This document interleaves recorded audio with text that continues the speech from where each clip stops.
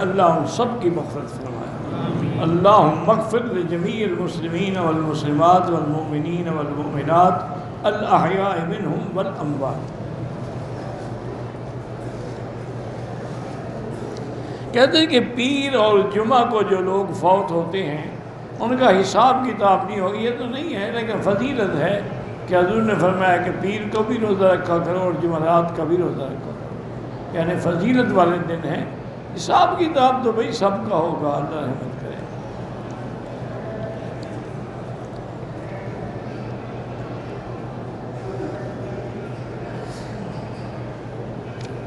کہتے ہیں کہ میری بیوی اور میری ماں کے درمیان بہت جھگڑا ہے، میں بیوی کو لے کر گاؤں آ گیا، ماں سے اور بھائیوں سے دور ہو گیا ہوں، تو بیوی کو گاؤں چھوڑ دو تو ماں باپ کے پاس چلے جاؤ، اس کو سمجھ آ جائے گی 1 مہینے میں، پھر وہ تمہیں خود منت کرے گی کہ مجھے لے جاؤ۔ تم بھی تو بیوی کو خوش کرنے کے لیے ماں باپ کو چھوڑ آیا ہوگا۔ ویسے ٹھیک ہے جی، ماں باپ تو پرانے ہو گئے، اب ان کی ضرورت بھی تو کوئی نہیں نا، بیوی کی تو ضرورت ہے۔ انا للہ و انا الیہ راجعون۔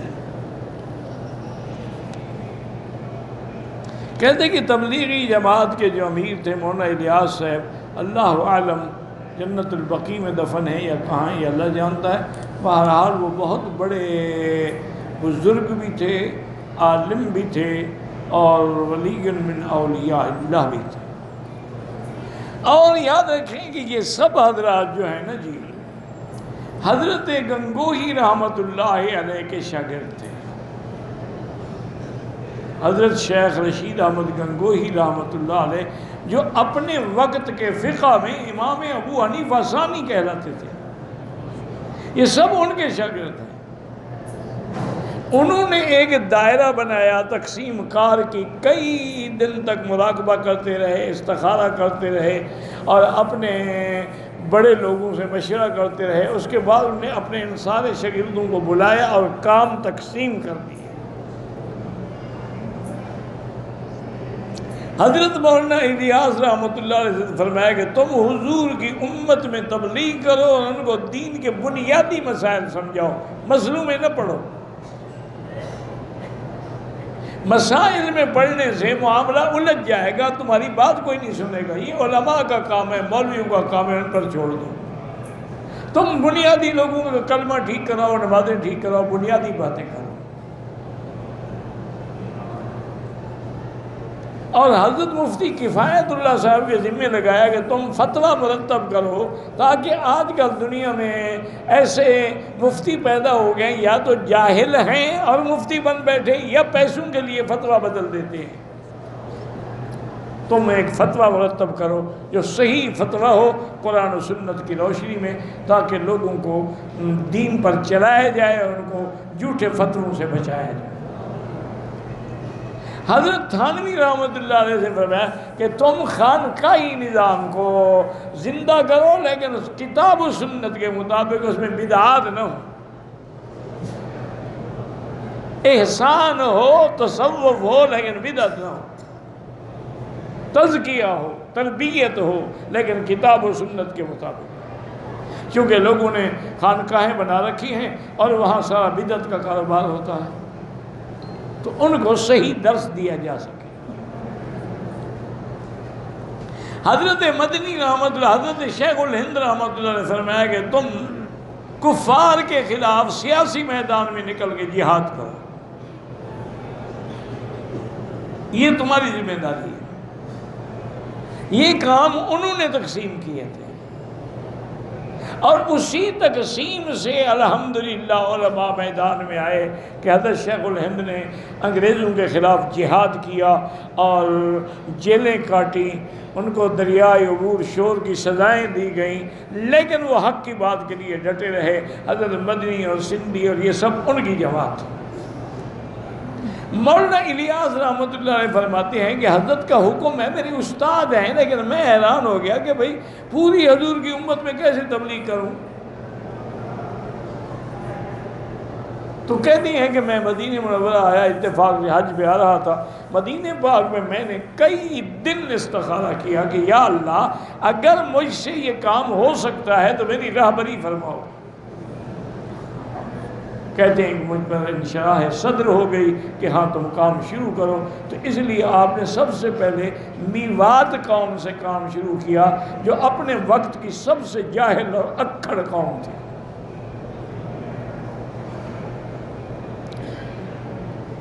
بالکل اجڑ جاہل اور ہر بات میں لڑنے والے لوگ. لیکن اللہ نے پھر ان میواتیوں سے ایسے کام لیا کہ پوری دنیا میں تبلیغ پہنچی. پھر مولانا الیاس رحمۃ اللہ علیہ کے بعد ان کے بیٹے حضرت مولانا یوسف صاحب آئے. ان کے بعد جو ہے حضرت انعام الحسن آئے. یہ سلسلہ چلتا. یہ تو آپ کے مکہ مکرمہ کے امیر تھے حضرت بھائی عبد الوہاب رحمۃ اللہ علیہ. یہ پورے تبلیغ کے پورے عالم کے نہیں تھے.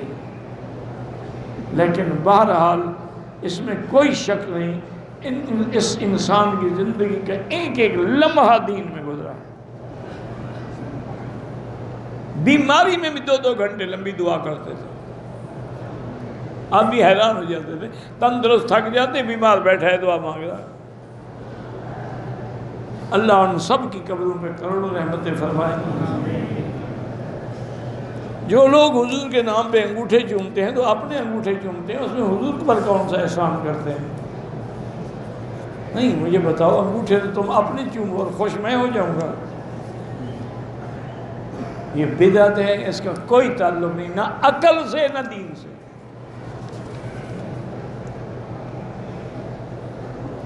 محمد علی اور محمد ابو بکر کی طرف سلام, اللہ قبول فرمائے, جزاک اللہ. انہیں یاد رکھا احرام کے دوران میں سگریٹ پی, دم تو نہیں ہے لیکن احرام میں سگریٹ نہ پیا کریں. طواف کے دوران جو دعائیں آپ کو آتی ہیں وہ پڑھا کریں. درود شریف, کلمہ شریف, سبحان اللہ, الحمدللہ, لا الہ الا اللہ. کوئی خاص دعا کی پابندی نہیں ہے. بس رکن یمانی اور حجر اسود کے درمیان ربنا آتنا فی الدنیا حسنۃ وفی الآخرۃ حسنۃ وقنا عذاب النار.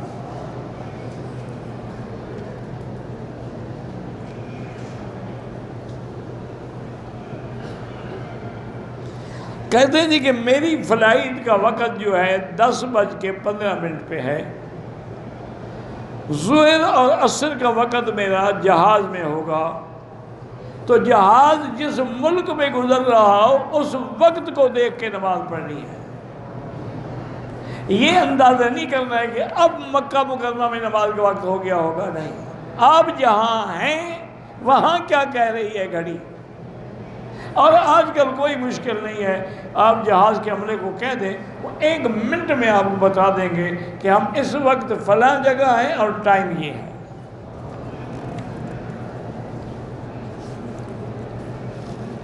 جس نے نماز پڑھنی ہو نا جی, اللہ اسباب بھی پیدا کر دیتے ہیں. جس نے نہ پڑھنی ہو وہ مکے میں رہ کے ہوٹل میں سوئے ہوئے ہیں. اللہ نے جو محروم کر دیا ہو تو کوئی کیا کر سکتا ہے. میں ایک دفعہ جہاز میں آ رہا تھا امریکہ سے, اور بڑی لمبی 15 گھنٹے کی نان سٹاپ فلائٹ ہے. آدمی ٹوٹ گیا, تھک جاتا. بہرحال اب میں نے اندازہ لگایا کہ بھئی نماز کا وقت جو ہے وہ تو لازمی بات ہے نا کہ صبح کی نماز کا وقت جہاز میں ہوگا. لیکن اب اس وقت ایک تو میں تھکا ہوا ہوں, اتنی دیر میں وضو کو بھی قابو نہیں رکھ سکتا. پھر وضو بھی کرنا پڑے گا. میں نماز پڑھ سکوں گا یا قضا ہوگی یا کیا ہوگی. میں بہرحال سو گیا. کیا کروں بھائی, مجبوری ہے. اللہ کی شان دیکھیں. اچھا وہ جہاز بھی مسلمانوں کا نہیں تھا, برٹش ایئر لائن تھی, امریکن ایئر ویز تھی. پرانی بات ہو گئی. تو میں سو رہا تھا, مجھے کسی نے ایسے اٹھایا. میں اٹھا, دیکھا تو پائلٹ کھڑا تھے. انہوں نے کہا مکی صاحب اٹھیں, وضو کر لیں, نماز کا وقت ہو گیا ہے. تو ہم اس میں 2 مسلمان ہیں, ہم دونوں وضو کر کے آ جاتے ہیں, نماز جماعت کے ساتھ. اللہ نے انتظام کر دیا. بولے میں تو سویا رہتا. میں نے وضو کیا. وضو کر کے انہوں نے اپنے وہ جو کیبن, پائلٹ کیبن ہوتا ہے نا, اس کے ساتھ جگہ ہوتی ہے, ایک ایمرجنسی سیٹ کو انہیں ہٹا دیا. ہم نے 3 آدمی نے کھڑے ہو کے آرام سے جماعت کی. میں نے اس کو کہا کہ تو انہوں نے کہا میں نے جواب سوال ہوئے تھے, میں نے پہچان لیا تھا آپ کو, لیکن میں جہاز پر بیٹھا، میری ڈیوٹی تھی، تو باہر ہم نے کہا یار تیری بڑی مہربانی کے، انہوں نے کہا جی اللہ کا فضل ہے کہ ہمیں آپ کے ساتھ جماعت بھی مل گئی۔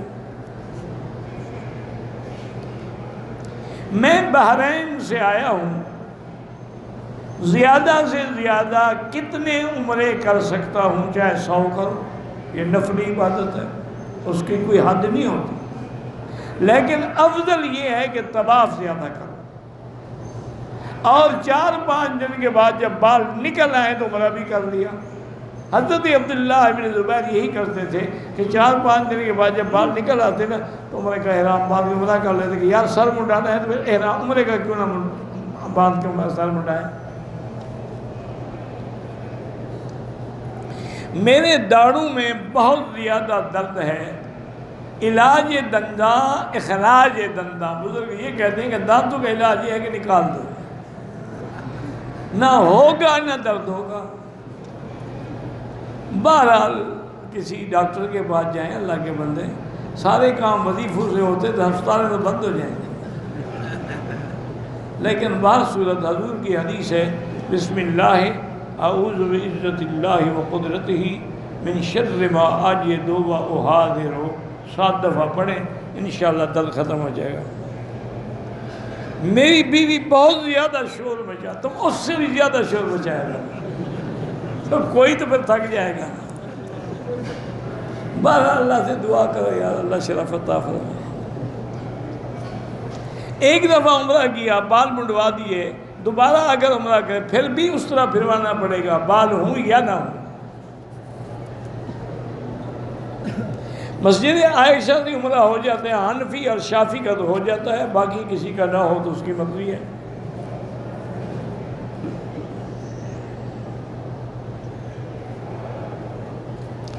بہرحال مجھے شوگر کی اور پیشاب کی بار بار کی تکلیف ہے، ہر نماز کے لیے نیا وضو کیا کرو اور نیچے انڈرویئر رکھا کرو، باقی اللہ کے ہاتھ میں بندہ کیا کر سکتا ہے۔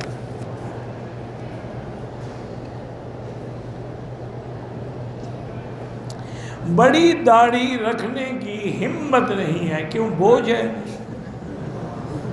کتنے کیلو بوجھ ہوگا، تاکہ کچھ میں اٹھا لوں گا کچھ آپ اٹھا لیں گے۔ یار شرم کر، داڑھی اس کے لیے بوجھ ہے۔ انا للہ و انا الیہ راجعون۔ طواف کے 50 چکر ہوتے نہیں، 7 چکر کا ایک طواف ہوتا ہے۔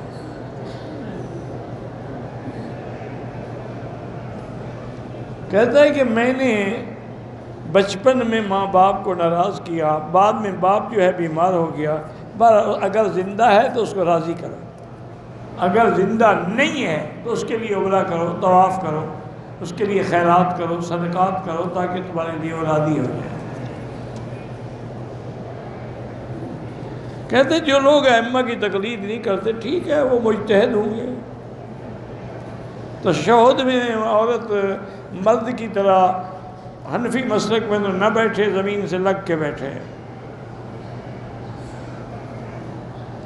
اگر اب یعنی امام رفع یدین کر رہا ہے، مقتدی نہیں کر رہا، کوئی بات نہیں، یہ تو ایک مستحب عمل ہے، تو فرض تو نہیں ہے۔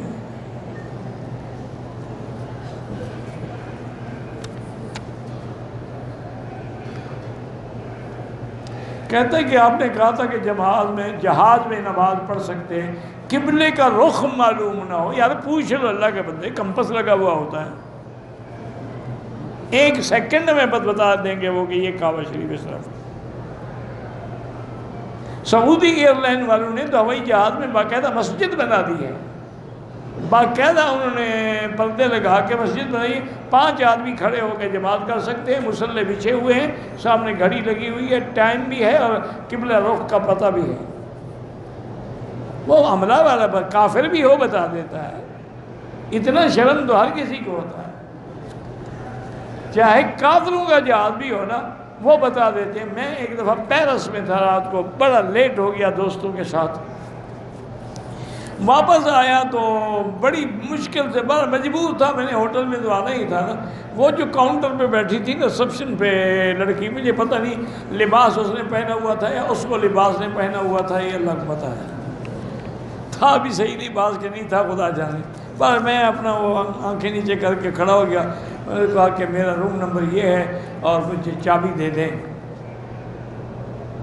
انہوں نے کہا ٹھیک ہے، اور نے چابی نکالی، اور میں نے کہا کہ اگر ممکن ہو سکے تو please tell me prayer time, صبح کی نماز کا وقت بھی بتا دو اور اس کی کعبۃ اللہ کی جو سمت ہے وہ بھی بتا دی اگر ممکن ہے۔ اس نے کہا نو پرابلم، آپ جائیں کمرے میں آرام کریں، میں ابھی آپ کو بتاتی ہوں۔ کافر تھی اور انتہائی ماڈرن۔ 2 منٹ کے بعد اس کا ٹیلی فون آیا کہ میں نے آپ کے اسلامک سینٹر کو فون کر کے پوچھا ہے، ہمارے کمرے کا جو دروازہ ہے اسی طرف آپ کا قبلہ ہے، اور آپ کی جب نماز کا وقت ہوگا میں آپ کو کال کر دوں گی، ٹیلی فون پہ آپ کو جگا دوں گی، آپ تھکے ہوئے ہیں، آپ بالکل آرام سے لیٹ جائیں۔ کافر۔ اس نے مجھے مسلح بھیجا کسی ویٹر کے ہاتھ، وہ بالکل پیک تھا پلاسٹک کے کور میں۔ میں نے صبح اس کو کھولا، اس وقت میں تھکا ہوا تھا، میں بھی سو گیا، سو کر اتنی خوشبو تھی اس میں، عطر لگا ہوا تھا، بہترین مسلح۔ میں نے نماز پڑھی اور اس کے بعد نے کہا کہ اگر آپ مجھے اجازت دیں تو میں آپ کے لیے چائے کہیں، کافی کہیں، کچھ کہیں وہ بھیج دوں۔ میں نے کہا آپ کی بڑی مہربانی۔ انہوں نے کہا اس میں مہربانی کی بات نہیں، آپ میرے لیے دعا کریں، یہ کافر ہے۔ میں نے کہا کیا دعا کریں؟ انہوں نے کہا جو آپ کو اچھی لگے۔ میں نے کہا مجھے تو یہی اچھا لگے گا کہ اتنی خوبصورت جسم جو ہے وہ جہنم کی آگ میں نہ جلے۔ میں نے کہا یہی دعا مانگنا، اللہ مجھے مسلمان کر دے۔ تو کافر بھی بتا دیتے ہیں اللہ کے بندے تمہاری نیت تو ہو نا نماز پڑھنے کی، نیت نہ ہو تو تمہیں مکے میں کوئی ٹائم نہیں بتانا، اور جی پتہ ہی کوئی نہیں لگا نا۔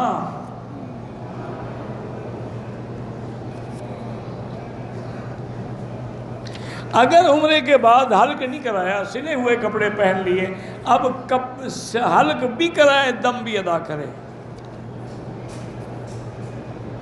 زمزم کا پانی چھپا کے لے جاتے ہیں، تم جانو جہاز والے جانے، میں کیا کروں۔ نماز کے لیے صفیں بناتے ہیں، لوگ نوافل پڑھ رہے ہوتے ہیں، بہرحال آگے گزرنے کی کوشش نہ کریں، باقی صفیں تو بنانی چاہیے۔ طواف کے دوران میں، عمرے کے طواف میں منڈے کو ننگا کرنا سنت ہے۔ طواف کے بعد 2 رکعت واجب ہیں، نمازیوں کے آگے نہ گزرا کریں، کوشش کیا کریں بچنے کی۔ عورت ایجنٹ حضرات جو ہیں 40 سال کے کم لوگوں کے ساتھ کسی غیر محرم عورت کو جوڑ دیتے ہیں، بالکل جھوٹ ہے، ناجائز ہے، گناہ ہے۔ ایک تو عمرہ کرو اور گناہ بھی ساتھ لے کے پھرتے رہو۔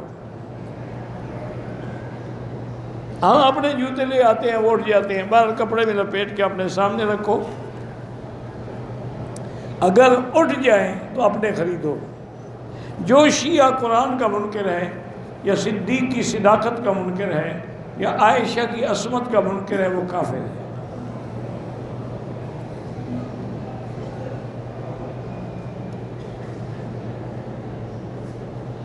بہرحال اگر اس نے دوبارہ عمرہ کیا اور اپنے سر سے خود اتارے بال، اس طرح پھر بال ہوں نہ ہوں اس طرح پھروائے بس۔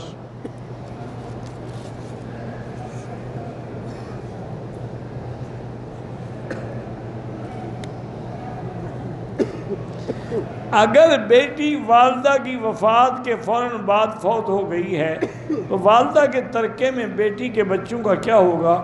دیکھو جی، بعد میں لڑکی فوت ہو گئی لیکن اس کا حصہ تو ہے نا، اولاد کا بھی حصہ ہے، وہ پہلے تو نہیں فوت ہو گئی نا۔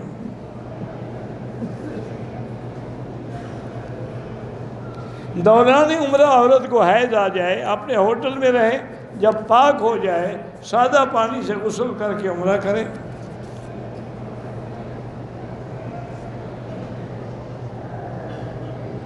ماہواری کے 2 دن باقی تھے، عورت حرم میں پہنچ گئی، پہلا عمرہ رہ گیا، دوسرا عمرہ بی بی عائشہ کی مسجد سے شروع کیا۔ اب پہلا عمرہ کیسے کرے؟ اس کی قضا یہی ہے جو اس نے کی ہے مسجد عائشہ سے، لیکن دم بھی ادا کرے۔ تیسرا عمرہ کرنا چاہے 100 کرو، لیکن اس طرح پھروانا ہوگا۔ لڑکی مومن ہو، مسلمان ہو، لڑکا مشرک ہو، نکاح ہو سکتا ہے؟ بالکل نہیں ہو سکتا، بلکہ کافر ہو جائیں گے نکاح کرتے ہوئے۔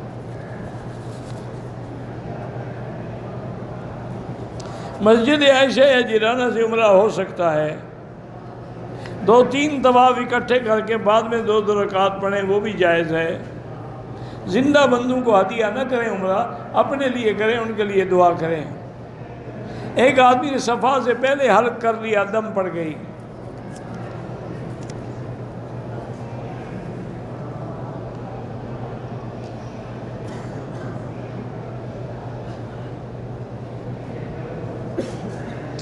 حیدرآباد میں جیلی پتہ نہیں کیا 20,000 میں جیلی چیز نہ لیں، ناجائز ہے۔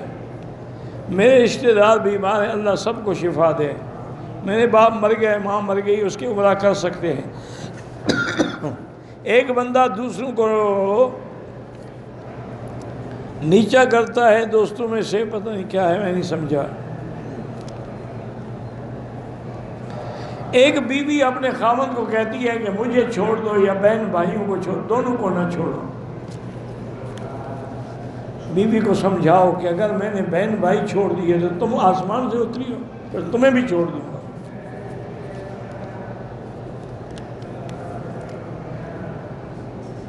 میں نے بیٹے کو قرضہ دیا ہے، وہ واپس کرے گا، نہ کرے تو معاف کر دو، باقی زکوٰۃ جب واپس پیسے تمہیں مل جائیں تو زکوٰۃ دو۔ پتہ نہیں کہتا ہے جی عورت کے پاس سونا ہو، زکوٰۃ شوہر دے گا یا عورت دے گی؟ پہنے عورت اور زکوٰۃ شوہر دے۔ کیوں؟ دماغ خراب ہو گیا ہے۔ ہماری کل کی فلائٹ ہے، اللہ بار اللہ لے آئے۔ بہرحال بینک کی نوکری ناجائز ہے، اگر کر رہے ہو دوسری جگہ تلاش کرتے رہو، جب مل جائے تو چھوڑ دو۔ دوران طواف وضو کا شک ہو جائے، چھوڑ دو، وضو کر کے دوبارہ شروع کرو۔ میں نے 2 طواف کیے لیکن واجب الطواف نہیں پڑھ سکا، اب پڑھ لو۔ اشاعت التوحید و سنت جو پاکستان میں جماعت ہے، سب ٹھیک ہے، میں تو کسی کا گلہ نہیں کرتا ما سوا اہل بدعت کے، یا شیعہ ہو، خارجی ہو یا اہل بدعت ہو، باقی سب جماعتیں ٹھیک ہیں۔ کہتے ہیں جی کہ عورت اگر بار بار عمرے کرے، ہر دفعہ ایک پور کے بال کاٹے، وہ تو گنجی ہو جائے گی۔ یہ بیوٹی پارلر میں گنجی نہیں ہوتی، عمرہ کرنے سے گنجی ہو جائے گی۔ یہ بیوٹی پارلر میں جا کر جو شولڈر کٹ بنواتی ہیں، وہ تو نہیں ہوئی گنجی، کچھ نہیں ہوتا، بہانے نہ بناؤ، الٹا بال اچھے ہو جائیں گے، تھریڈنگ ہو جائے گی بالوں کی۔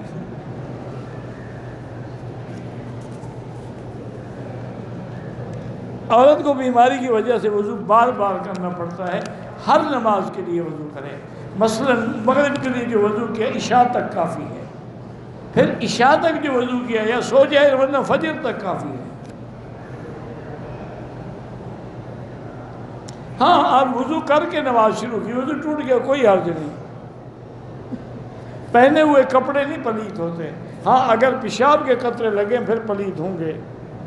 آپ زمزم کو گرم کر سکتے ہیں جب حاجی کو گرم کر سکتے ہیں، حاجی دھوپ میں گرم نہیں ہوتا، تو زمزم کو کیا تکلیف ہے؟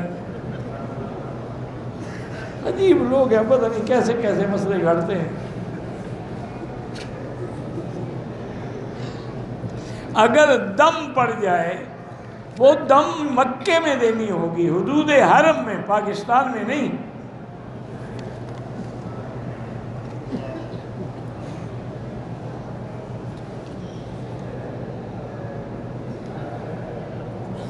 کہتے ہیں کہ کیا بیوی اپنے شوہر کو نام کے ساتھ پکار سکتی ہے؟ ورنہ کیا کہے گی 420 یا 786؟ عقل کرو، کیوں نہیں پکار سکتی؟ نام لینے سے یا نکاح ٹوٹ جائے گا۔ عجیب لوگوں نے بنا رکھے ہیں مسئلے کہ بیوی شوہر کا نام لے، کیوں نام نہ لے جناب؟ انا للہ و انا الیہ راجعون۔ تمام ازواج مطہرات حضور کا نام نہیں لیتی تھی، یا محمد یا رسول اللہ صلی اللہ علیہ وسلم۔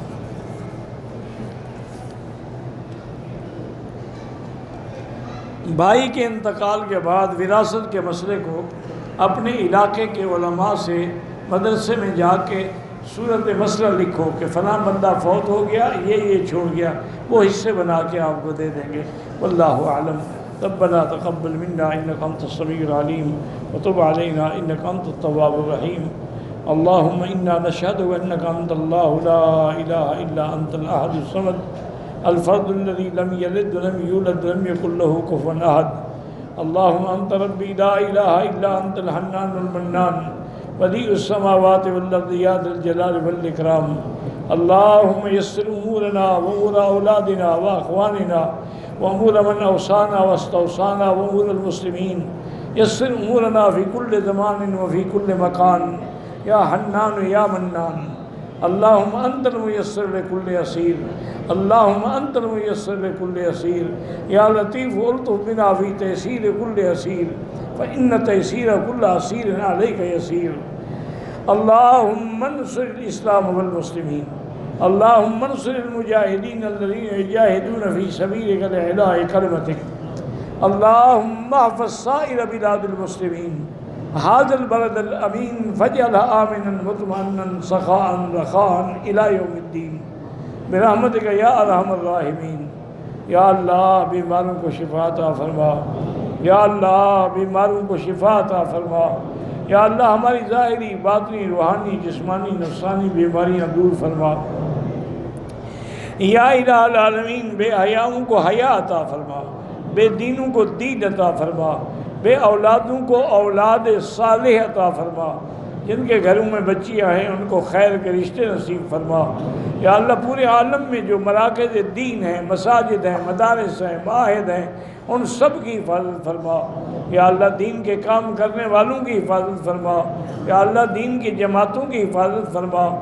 یا اللہ مسلمان فلسطین میں ہیں، حلب میں ہیں، کشمیر میں ہیں، شام میں ہیں، روہنگیا میں ہیں، عرب میں ہیں، عجب میں ہیں، افغان میں ہیں، ان کی جان مال آبرو عزت کی حفاظت فرما۔